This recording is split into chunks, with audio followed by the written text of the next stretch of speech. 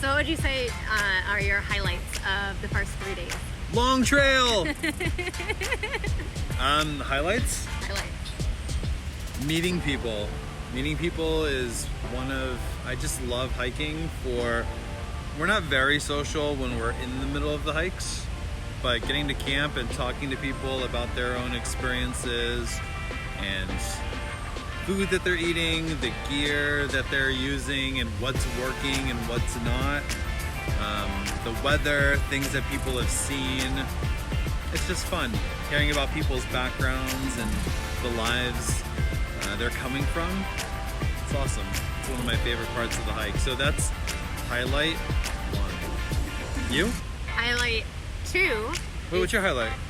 Highlight 2 is seeing 2 bear cubs.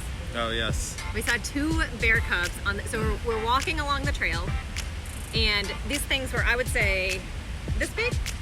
They were large. I don't know how big bear cubs are. I'm not a bear cub expert, but these bears, there was a bear walking out into the center of the trail, and I would say he was about 8 feet ahead of me.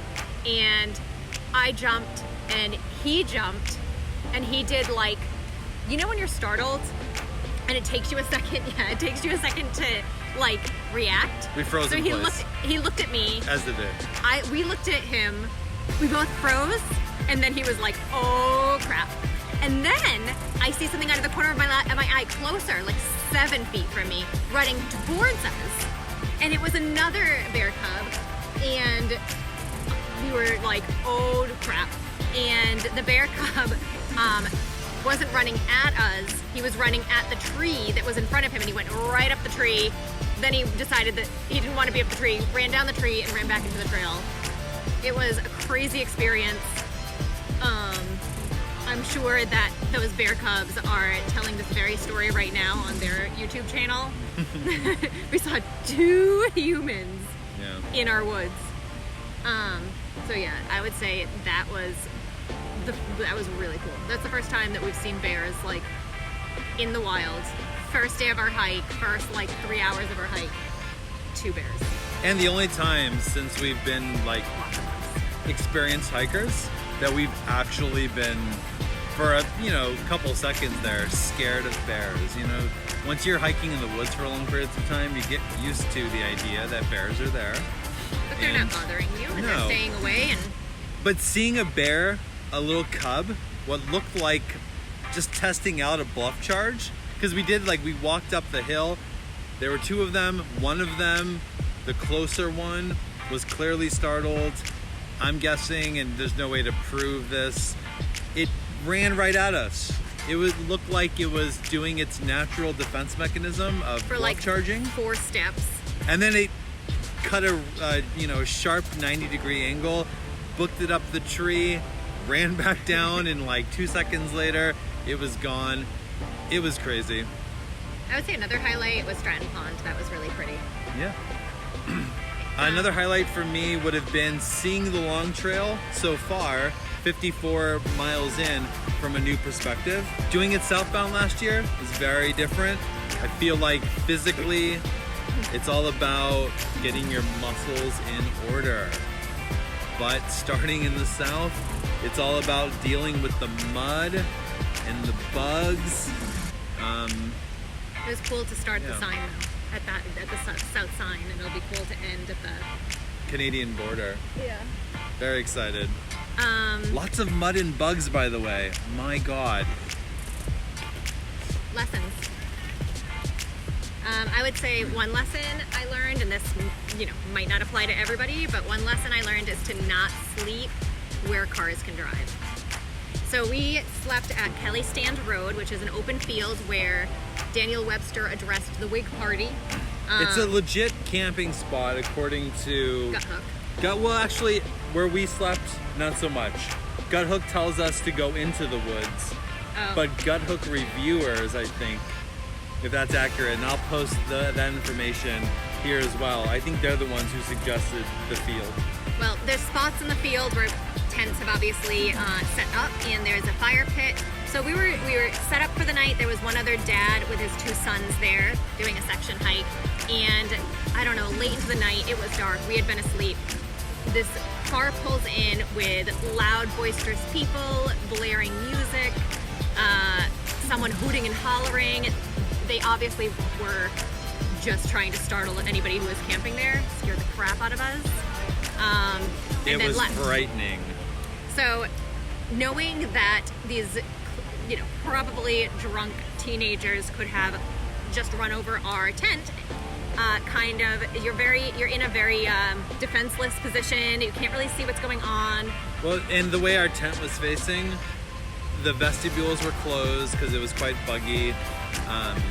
You could actually hear the hiss and whine of the bugs as they were buzzing outside of our bug net.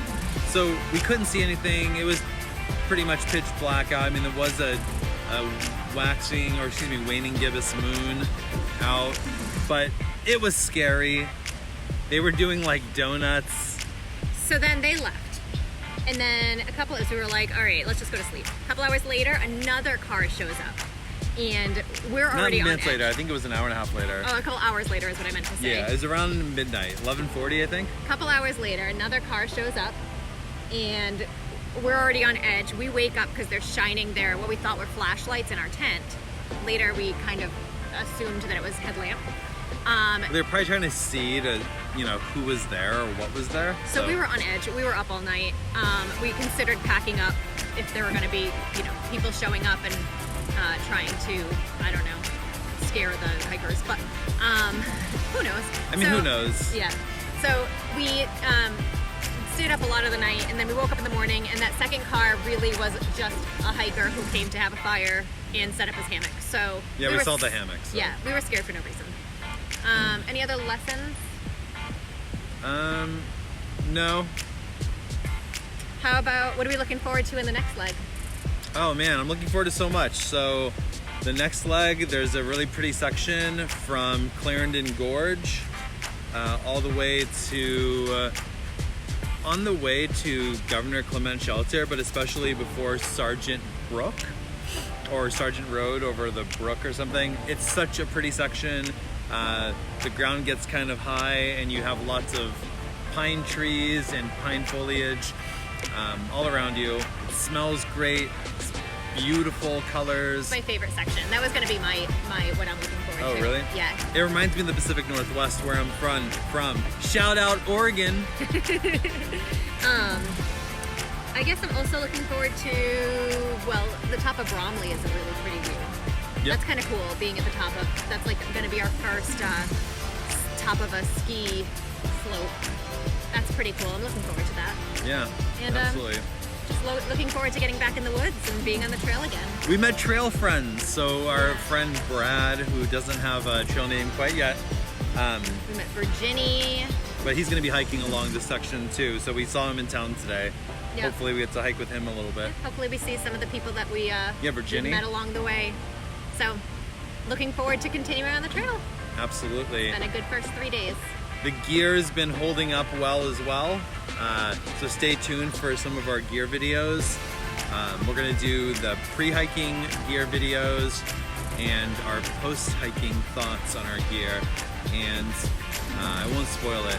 We definitely have some thoughts on some of the gear that we brought and some of this, just a few things I don't think we'd bring again. So. See you next time. Thanks for watching. Bye.